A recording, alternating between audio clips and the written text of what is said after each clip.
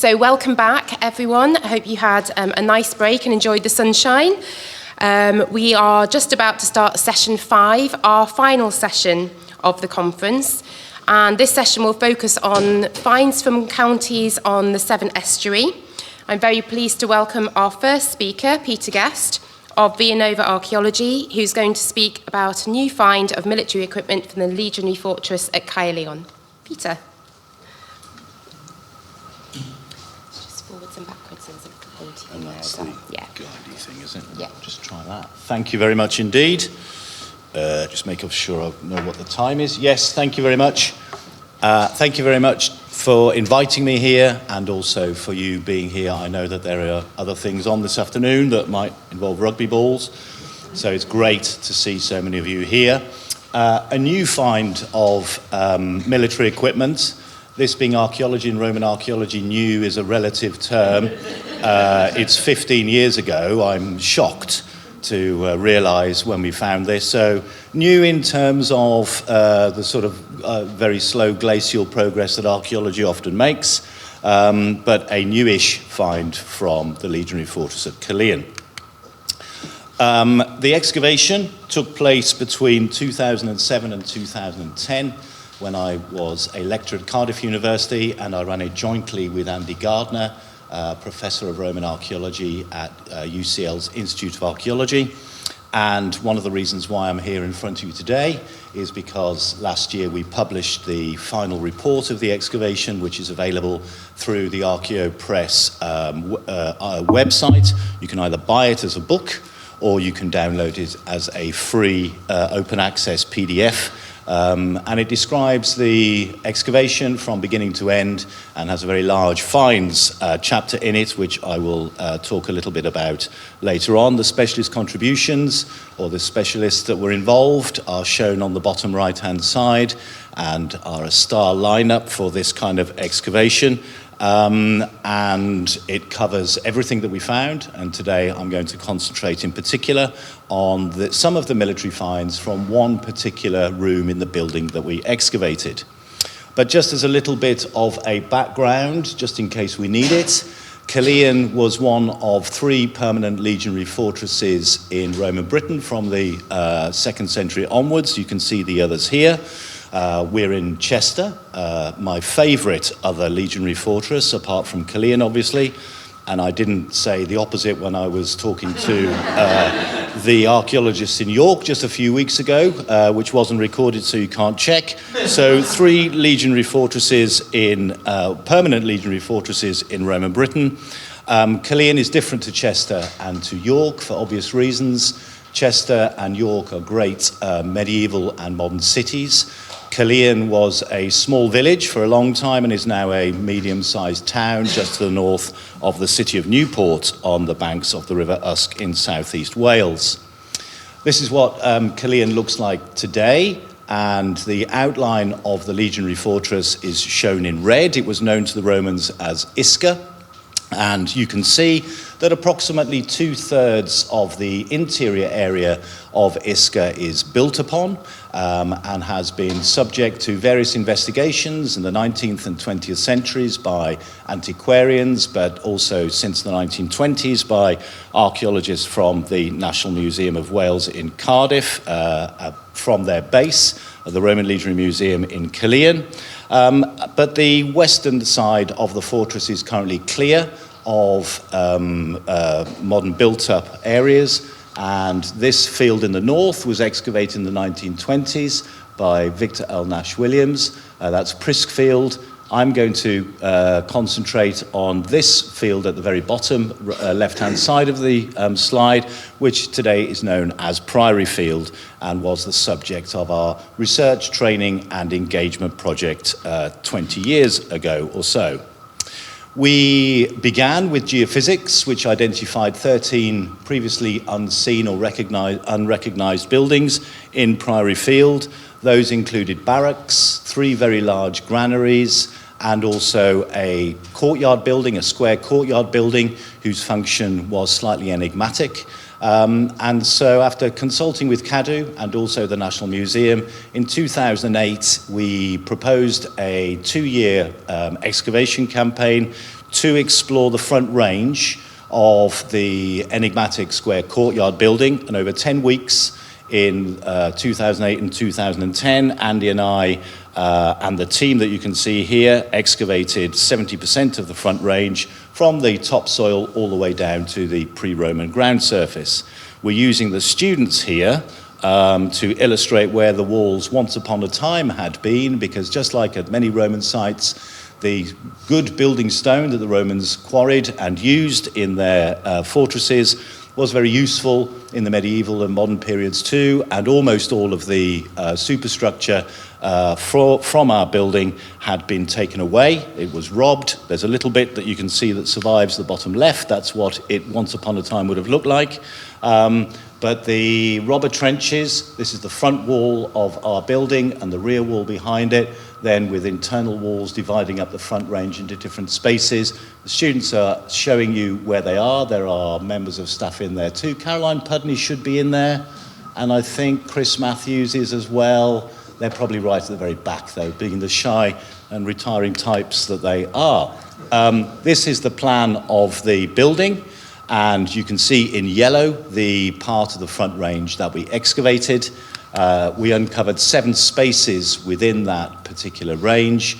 The entranceway, a guard chamber on one side of it, a possible stairwell or probable stairwell on the other side, and then 4 square rooms, 2 on either side of the entranceway, and that was the area of our excavation trench.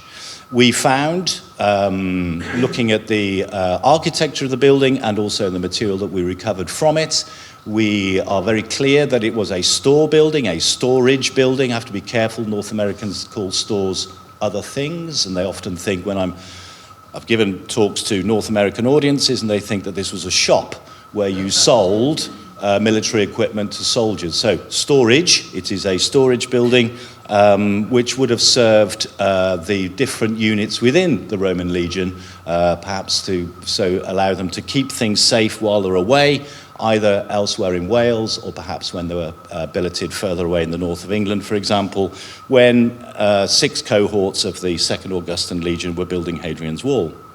We're going to concentrate today on room 2, because it was in that room that we found some of the material, some of the military equipment that I'm going to talk to you about. One of the other benefits of excavating the site was that we were able to add some chronology to the geophysics. So geophysics is very good at telling you what lies beneath the ground, but less good at telling you how old it was or is and what these things might have been used for. So we have a very clear stratigraphic sequence, excavated a very clear stratigraphic sequence that gives us the history of this particular building. It was constructed at the end of the 1st, early 2nd century AD, remained in use for 200 years there or thereabouts before it seems to have been abandoned around about 300 AD. There's a large number of coins of Carausius and also Electus that indicate that it was probably abandoned just before 300. And that abandonment seems to have led to its dereliction over a gradual dereliction over a period of time, so that by the middle of the 4th century, 350, 360, it had effectively almost completely fallen down and then was reused for a later phase of occupation in the 5th and 6th centuries too, which I won't be saying too much about. But it's this period here. Phase 3 is the critical one, because the room that I'm going to be looking at today, room 2, was sealed, or the floor, the latest floor in room 2, was sealed by the roof and the upper superstructure of the building. Those had fallen in the early part of the 4th century, as I've explained, and they sealed a large number of metal artifacts that were scattered on the floor when we excavated them. And this is what room 2 looked like after we'd taken off the collapsed roof and also after we'd removed all of the building debris. I'm glad Joe's not here anymore, because we were a bit slapdash with the CBM. There was 9 tons of it, so I think we had to be a bit slapdash to try and remove it and get to what was underneath. But you can see from this slide a large number of objects that seem to be lying on the floor, particularly in this quadrant, but also down here as well. So the latest floor, it's not opus signinum, it's a beaten earth floor, and there were hundreds of objects that were found lying on top of that.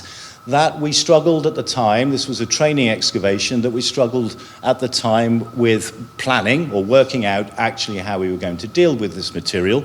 And we were very lucky to be able to call on the services of curators and conservators from the National Museum of Wales, who came out and helped us by lifting some of these very fragile objects and taking them away to the conservation laboratories in Cardiff. There is Chris Matthews. That's room 2. It was raining. It was Wales in the summer, so it rains a lot. So we had to put a marquee over it or a little tent to try and keep everything dry. The objects are being cleaned by hand or cleaned or defined by hand before Evan Chapman, who's also in the audience, and Mark Lewis and Penny Hill came and spent a couple of days with us and lifted 38 soil blocks out of the trench. Some of them were quite small, as you can see here. Some of them, however, were much larger. This is soil block 1, which I'll come back to in a little while. So it's encased in plaster of Paris, and it was a task to get it out of the trench and into my Land Rover, and then take it to Cardiff and put it, and then bring it down into the conservation laboratories. But we were able to do so, and do so very effectively. And all of those soil blocks were then opened and were then excavated in the laboratory by conservators and archaeologists from the National Museum of Wales. And here we can see Julia Tubman, who was an intern at the time, excavating that big soil block that we saw being lifted out, which was a process that took her around about 8 or 9 months. And altogether, the work that was undertaken at the National Museum lasted for 7 into 8 years altogether. It was so big and it was so complex. And as we say in the book, without actually that kind of careful, patient approach, much of what we found would have been simply lost, and we wouldn't have been able to tell any of the interesting stories that we can. But the story began in the trench, when in room 2, when it became quite clear that there were literally hundreds of metal artifacts lying on that room's floor.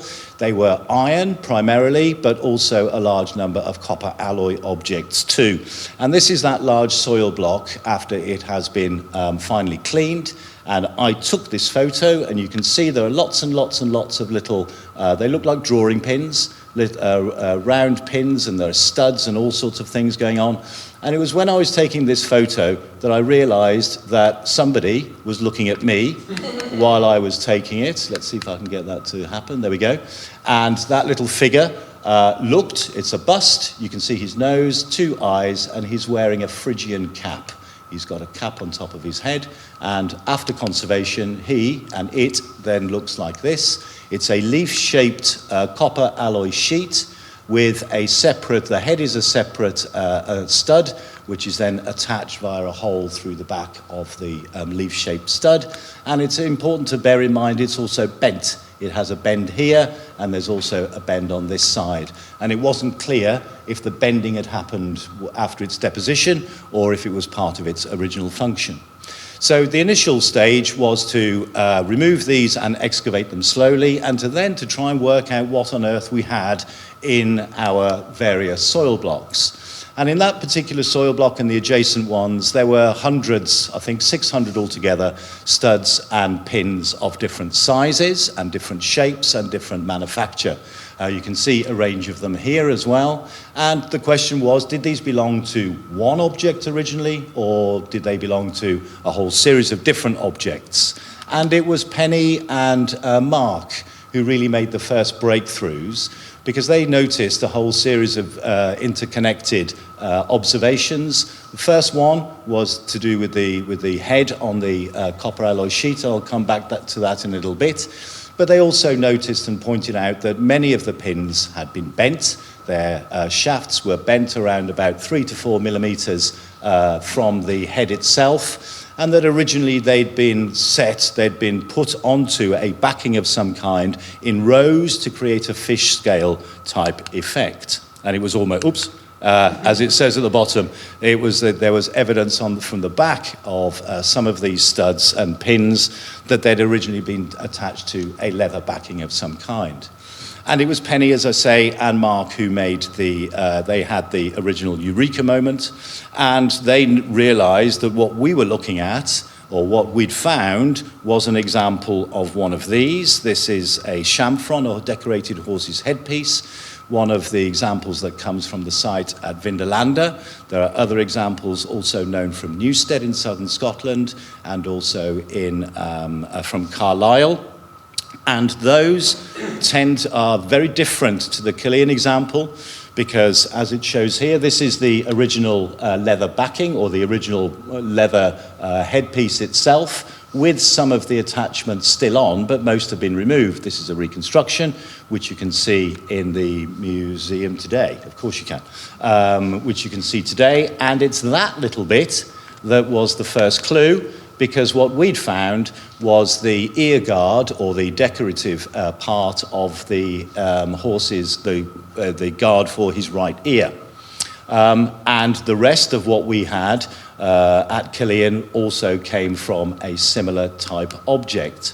Slightly different to those that are known from Newstead and also from Vindolanda, in that neither of those examples have plaques or areas of overlapping studs, as the Caerleon one does. So there are differences between them, but these generally are thought to date to the 2nd century AD, which is something that we'll come back to in a little while. And it's a peculiarly Romano-British form of military chamfron. We do get chamfrons from the continent, but they tend to look different. It was thought until relatively recently that this kind of chamfron is only known from Roman Britain, but a few weeks ago I had a very excited email from a curator in Frankfurt on the River Rhine who told me that they have a similar leaf-shaped plaque, but without the head on it, suggesting that perhaps from that site at least something like this may well have been found as well. And we know from various writings, particularly the 4th century writer Arrian, that Roman cavalry would have practiced various events and ceremonies, and they would have decorated themselves and their horses for these particular events and ceremonies, not too dissimilar to what we can see here. And Arrian describes these games effectively as consisting of a tournament between two sides representing Trojans and representing Greeks, and reenacting the Trojan War. Our little figure, just like the figure from Vindolanda, suggests that our chamfron would have been on the Trojan side, not the Greek side. He's wearing the Phrygian cap, which is an indicator of easternness or otherness. And if that's the case, then the rider would almost certainly have worn a hat, a helmet like this, a cavalry sports helmet like this. This is based on the Crosby-Garrett helmet, suggesting that both he and the horse would have been Trojan rather than Greek. So an extraordinary find, and it would appear that the Caerleon chamfron was stored in this room for a period of time and had almost certainly been, a little bit like the Vindolanda one, partially recycled. We don't have the big domed eye guards, we don't have any of the large plaques, we don't have or any of the larger elements too, as if it's been there for a little while, maybe some time, and that elements of it have been taken off, stripped away, perhaps to be recycled, or maybe it was being repaired in some way or another. The same soil blocks and all of the other soil blocks too produced large quantities of different kinds of Roman military equipment. We had hundreds of scales like these that you can see here, some of them still with the copper wire attaching them together. And it was unclear at first if these might have come from perhaps the chamfron, which would have been unusual, but we considered too, or if they might have come from a different set of military equipment. And it was this very unprepossessing and unphotogenic object that actually gave us the key to understanding the scale. It's an iron plaque, an iron sheet, which you can see in the trench here. Here it's been lifted and partially cleaned. This is it X-rayed, and then this is it as finally having left the conservation lab. It's complete on the left-hand side and also on the bottom. The right-hand edge is also complete, so there's damage down here and some damage at the top. But you can see there are holes, 1, 2, and there's a second hole here. If I go back, you can see that there's a stud or a rivet inside a third hole too. And we know that there would have been a fourth hole down here, so 2 pairs of holes on the right-hand side, and this isn't just a break, there's a large rectangular hole here opposite 2 of the holes on the opposite side. And it was this object that causes a great deal of head scratching, and it was when I got in touch with Mike Bishop, slightly desperately, asking him what he thought this might be, that he pointed me to a report from Caerleon, where excavators had found a very similar iron plate to this that was attached to lots and lots of scale. So this is a breastplate from a set of scale armor, lorica squamata, which we can see is shown on various representations of Roman cavalrymen, but also of Roman infantry who are wearing scale armor too. And there were 2 sets, one on each side of the chest. The right-hand side would have attached to the scale armor itself via these rivets, and the left-hand side, the hole on the left-hand side, was for a matching protruding lug on the opposite side, which would have been twisted and would have kept the whole thing in place. And to give you an idea of what it might have looked like, here we have an illustration from one of Mike Bishop's excellent books about Roman armor. And the legionary on the left is wearing this kind of squamata lorica that we're looking at, that we discovered in Caerleon. And this is the plate that we are looking at, or we think we're looking at. And right next to this, not a million miles away, certainly not attached to it, but not far away at all, in terms of distance in room 2, was this. This is a copper alloy sheet, which has a decorated scene in the center with punch decoration, and the punch decoration is of a Capricorn, which was the emblem of the Second Augustan Legion. And we think that the iron plate would have been decorated, would have had one of these attached to its surface, producing a much more highly decorated and high status set of military equipment that maybe would have been worn by an officer rather than a private in the Legion, or perhaps by a standard bearer, or maybe even by a cavalryman rather than an infantryman, according to this. Most of what we found, however, in our soil blocks were not nice copper alloy objects. They were still very nice, but rather fragile iron objects. This is the soil block that Julia was cleaning away, and this is where we left it. Most of what's in that particular soil block was iron. It's not iron anymore. It's all highly mineralized, and much of it can't be removed. So the painstaking work of trying to identify what was in these soil blocks had to be undertaken from the soil blocks themselves rather than the objects, but also from the X-rays, which showed quite clearly that what we were looking at in those soil blocks are examples of a different set of Roman military body armor, lorica segmentata. It's the classic, you see any film about ancient Rome, it's the classic it's the classic infantry armor made up of different segmented plates that are held together with lots of different copper alloy buckles and pins and all sorts of other things. The type we can identify quite well. It is of the Newstead type. So the first, this is introduced at the end of the 1st century, the beginning of the 2nd century. And it's a simplified version of the original, what we now call Corbridge type lorica segmentata. And we have a number of sets of it from room 2 in our building that we excavated. But how many sets we have, we're unable to say, because like the chamfron and also perhaps like the scale armour, much of the segmentata had been dismantled. And not just dismantled, but stripped of its perhaps more valuable copper alloy fittings.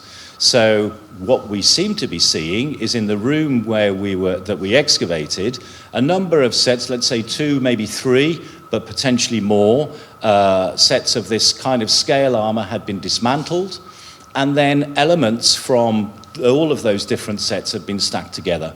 So the large girth hoops from around the middle seem to have been all kept together and separate to those for the shoulders and for the chest and for other bits too. So those seem to have been stored separately, and they may well have been incomplete.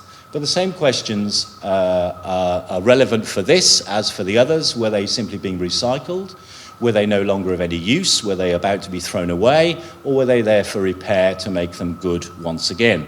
It's important to bear in mind, as it says at the bottom, that the date of the Room 2 collapse is at least, can't be any earlier than 300 AD, which means that this kind of armour, which we normally associate with the 2nd and possibly into the first part of the 3rd century, may well have been quite old by the time the building collapsed on top of it, as would have been the case perhaps for the chamfron and the segment and the squamata as well, the scale armour.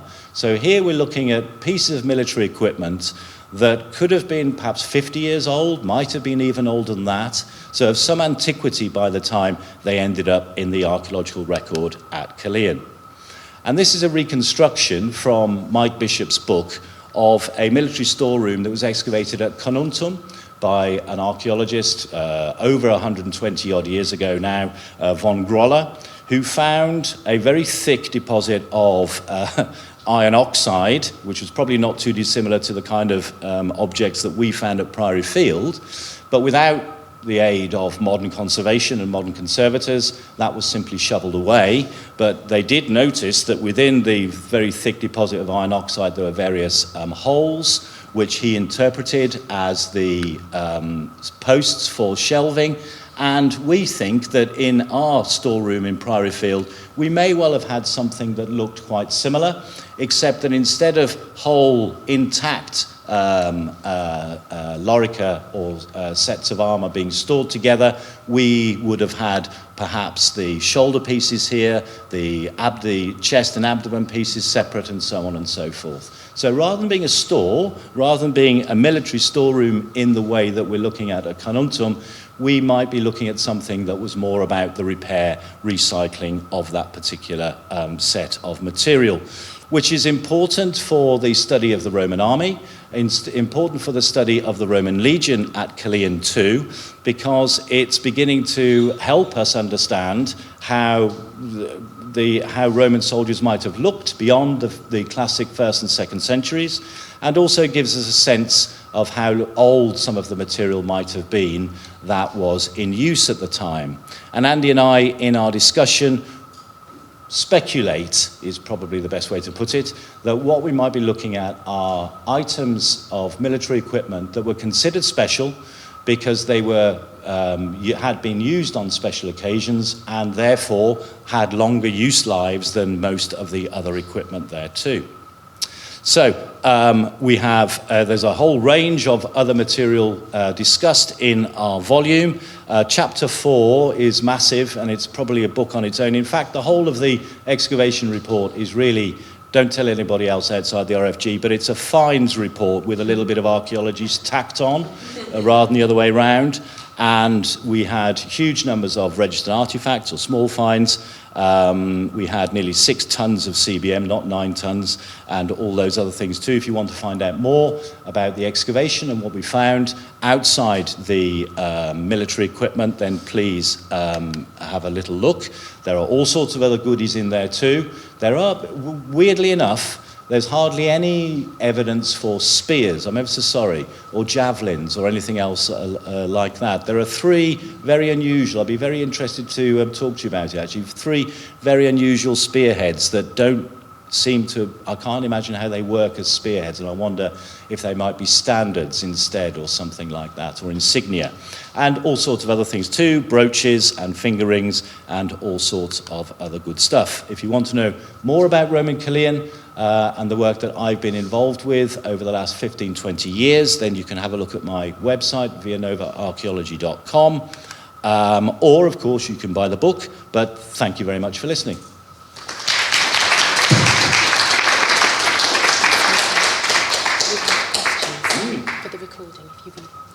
Say the question out loud. Of course. Thank you. Okay, has anyone got any questions for Peter? Peter at the back. Yes, Peter. Did you find some evidence of how wide the doorways were to these storerooms? Peter asked the question if we found any evidence for the doorways. No, unfortunately we didn't, because all of the walls where the doorways would have been had been robbed down to their foundations. So no, we don't know if they had a single door. Is that what you're thinking about? Single or double doors? Or something? No, unfortunately we didn't have any evidence for that at all. And no thresholds either that might have given us some sort of hint. Thank you. Any further questions? I thought the idea that there were special pieces of armour that being held onto for that reason was particularly interesting. Do you have any other instances from the Roman Empire where you can suggest perhaps a similar process going on? I think there are a number of sites on the continent as well as in the UK where we get what we normally consider to be early imperial military equipment that survives into the later Roman period. But the question then is always whether this stuff was being used or how it was being used, and if it was still being used as late as that, or if in the as in with the Caerleon example, if it's not just hanging around, but if it's there to be recycled and repurposed in some way. There's a big debate on the Limes group, for example, about what Roman legionaries might have looked like in the 4th century. And Mike Bishop, who is the man to go to for this kind of thing, is beginning to now start wondering if actually lorica segmentata may well have still been in use and worn, either on parade or in battle after 300 AD, which is very different to the kind of ideas that we had 20, 25 years ago. So there is good evidence for continuity into the 4th century. What's necessary is a closer look at actually the condition of that material. Was it still in use or was it not? Great, thank you. Okay, any last questions? This one? No? Wonderful. Thank you so much. Pleasure. Peter. Thank you.